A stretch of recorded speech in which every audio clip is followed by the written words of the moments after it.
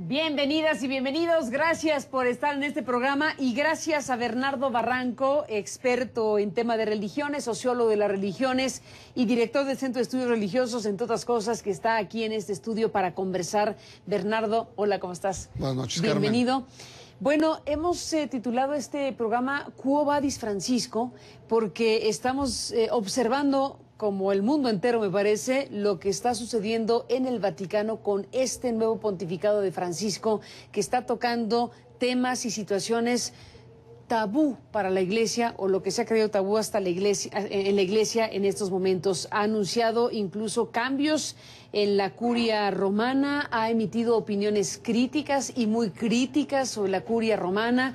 Acaba de dar una entrevista en el periódico italiano La República, muy reveladora. Ha dado entrevistas, por ejemplo, a la revista de los jesuitas, también muy interesante, sobre lo que piensa y lo que uno espera haga precisamente sobre los grandes temas del mundo moderno y la Iglesia Católica, con un pontificado como el de Francisco. ¿A dónde va Francisco? Que hoy, por cierto, emitió un mensaje muy dolido con la tragedia de Lampedusa en Italia, este lugar que es emblemático por ser receptor de migrantes y de gente que está buscando otros horizontes. El primer discurso de Francisco, precisamente emitido en esa homilía de Lampedusa, estos meses después, nos confirma que efectivamente ahí había mucho de razón. ¿A dónde va Francisco, Bernardo Barranco? ¿Qué estás viendo? Mira, por un lado hay una gran sorpresa, es decir, es un papa que ha venido sorprendiéndonos gradualmente. Yo recuerdo aquí en esta misma mesa teníamos muchas reservas sobre Francisco. Sin embargo, había autores como Leonardo Boff, que lo entrevistaste, que estaba muy entusiasmado. Un gran crítico. Hans Kuhn también, un gran crítico del Vaticano, muy entusiasmado.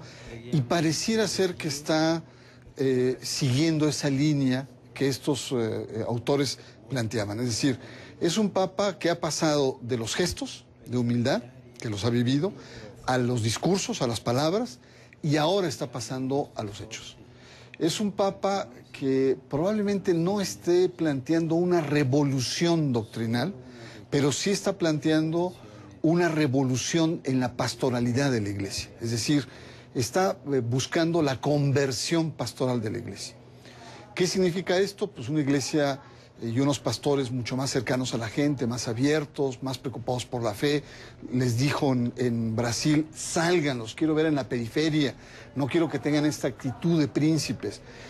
Y otro aspecto muy importante es, ya declaró la guerra a la curia conservadora vaticana. Es una guerra, incluso habló, fíjate, ante la gendarmería, les dijo: el diablo quiere hacer la guerra al interior del Vaticano. No con armas, sino con chismes, con rumores, con golpeteos. A la gendarmería, ¿eh? Es muy interesante. Y dice: cuiden, no quiero que ustedes cuiden no solamente las puertas del Vaticano, sino las puertas de los corazones de los que estamos acá adentro. Entonces, muy interesante porque, como tú lo has señalado, lo que cuestiona es una iglesia muy autorreferencial. Lo que dice un vaticanocentrismo, ¿no? Es verse adentro, una psicología de príncipes, un servirse en lugar de servir. Y son palabras muy duras en esas entrevistas, y lo que plantea en el último punto... No carentes de razón. Claro, el último punto que me parece muy interesante para entender estos grandes cambios de Francisco es: basta ya de esta obsesión por la agenda moral. El aborto, el tema de la mujer, los homosexuales, los divorciados vueltos a casar.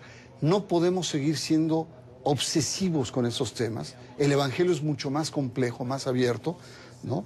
Y en tanto él dice, bueno, está el Evangelio social, es decir, la justicia, la pobreza, los temas de los derechos humanos, etc. Creo que el Papa, más que una gran revolución, se está yendo al centro, es decir, apliquemos el Vaticano II.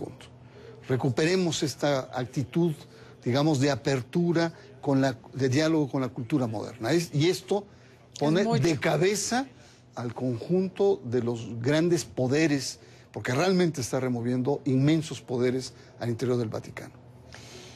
El tema de los homosexuales también fue un tema que fue muy sorprendente en voz de un papa tan tempranamente, que apunta hacia dónde.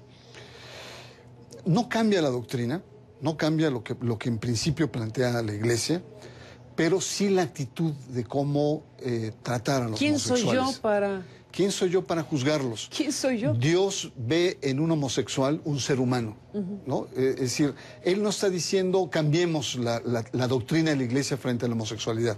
La Iglesia lo acepta siempre y cuando el homosexual sea célibe. Este es un principio que está en el catecismo. No lo ha cambiado. Sin embargo, dice, oigan, no seamos tan rudos, tan homofóbicos, tan aplastantes. Son seres humanos. Acojámonos, abrámonos a este universo. Yo creo que esta pastoralidad que está mostrando son cambios. Lo de la mujer también. Antes de la mujer, el celibato, déjame presentarte, se abre la puerta a partir precisamente de las declaraciones, no necesariamente de él, pero de su entorno inmediato. De su futuro secretario de Estado, que no es ni más ni menos que el número 2, Pietro Parolin se llama, que es nuncio en Venezuela, y que él habló diciendo, pues hasta donde yo sé no hay ningún, no está en la Biblia, no es bíblico, no es teológico, sino es algo que se vino implantando el celibato y que puede ser revisable, lo cual sería una verdadera revolución. Una revolución en la Iglesia. Yo creo que Francisco está como replanteando aquellos temas que estuvieron en el Concilio Vaticano II, que los sectores conservadores archivaron y congelaron, y lo único que está haciendo es decir, señores, si no nos abrimos a esto, este barco, como él lo señaló, se nos va a caer como en cascada la Iglesia. Estamos obligados a abrirnos frente a esto. Ahora, la derecha está realmente colapsada en este momento, ¿no? Está realmente muy... Incluso hubo... ¿Y quién es la derecha? Son los viejos sectores. Es decir, ¿La curia específicamente? En la curia hay 3 grandes corrientes, que está el lobby de los gays, ¿no? Que incluso malinterpretaron esta expresión que utilizó el mismo Papa Francisco. Está el grupo de los cuervos, que es Angelo Sodano y todo ese grupo, los cuervos le llaman. Y está, digamos, que está ya de salida, que es dolido, por cierto. Y es la vieja guardia boitiliana, por así decirlo. Y está el ala cortesana de Benedicto XVI en torno a Bertone. Francisco no se identificó con ninguno de estos grupos. Sin embargo, Francisco se le ha percibido solo, sin aparato, sin estructura, sin operadores. Recién ahora está haciendo algunos cambios. Incluso algún cambio que hizo en el Banco del Vaticano, que nombró un representante, digamos, los sectores conservadores le cayeron encima y le sacaron un pasado tortuoso a este pobre suizo. Le sacaron amores que tenía con un gendarme, escándalos en Uruguay, etc. Lo cual significa que efectivamente hay jaloneos duros. Por lo tanto, entonces, la fuerza de Francisco no está en la curia romana, la fuerza de Francisco está sobre todo en la inmensa popularidad que ha ganado, ¿no? Y sobre todo después de Brasil, que fue un viaje exitoso.